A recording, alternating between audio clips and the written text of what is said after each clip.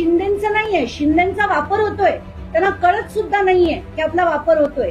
आणि जर यांचे हे जे सो कॉल्ड बिल आलं तर याच्या पुढे 50 वर्ष भाजपचंच सरकार या देशात राहील, याच्यात काडी मात्र शंका नाही. एखादी आजी असेल जी धाराशिवला 3-4 किलोमीटर चालून तिने जाऊन ओमराजे निंबाळकरांना मतदान केलं असेल आणि ते ओमराजे निंबाळकर जर आज अशा पद्धतीने एका दिल्लीच्या हॉटेल मध्ये बसून त्यांचं दिलेलं मत विकत असतील तर हे अतिशय लज्जास्पद काम ते करताना दिसत आहेत.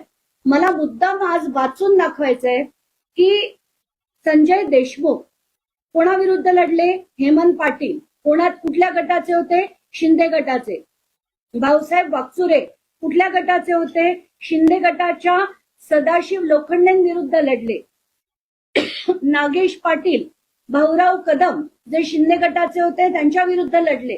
म्हणजे तिथल्या मतदारांनी साफपणे नाकारलेलं असताना ज्या शिंदे गटाला त्यांनी नाकारलं, ज्यांच्या कॅन्डिडेटला त्यांनी हरवलं, अशा ठाकरे गटाच्या व्यक्तीला त्यांनी खासदार बनवलं का? कारण एक विश्वास होता.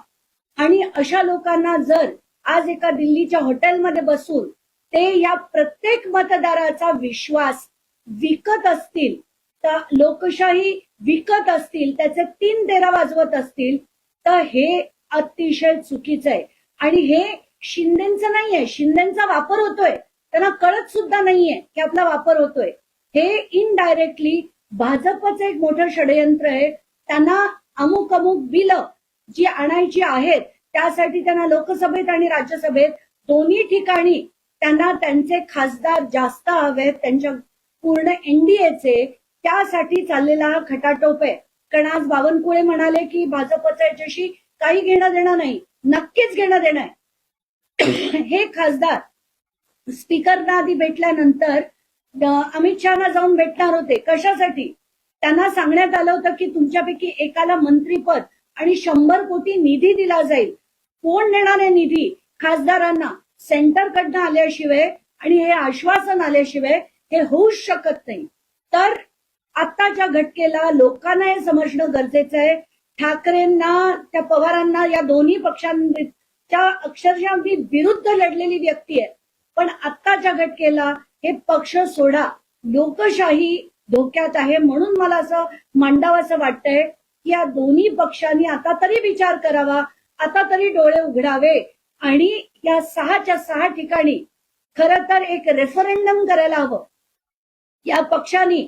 आणि तिथे या 3 समजा सीएसडीएस म्हणा, नेल्सन म्हणा, अशा कुठल्या तरी मोठ्या यंत्रणेला घेऊन तिथे लोकांचं ऑनलाईन मतदान त्यांनी कलेक्ट करावं आणि जाऊन त्याच्या विरुद्ध PIL जी आहे ती करावी असं मला वाटतंय. कारण आता ही जर संपलं आणि जर यांचे हे जे सो कॉल्ड बिल आलं तर याच्या पुढे 50 वर्ष भाजपचंच सरकार या देशात राहील, याच्यात काडी मात्र शंका नाही.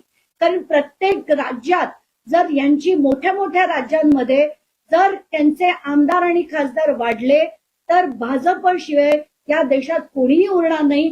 आणि हे लोकशाहीसाठी घातक आहे. म्हणून मी आज ही प्रेस कॉन्फरन्स बोलवली आहे. आणि मला असं वाटतं आता तरी या सगळ्या प्रादेशिक पक्षांनी जागं होणं गरजेचं आहे, एकत्र येणं गरजेचं आहे आणि भाजप विरोधात बनण्यापेक्षा लोकशाही वाचवण्यासाठी आंदोलन करणं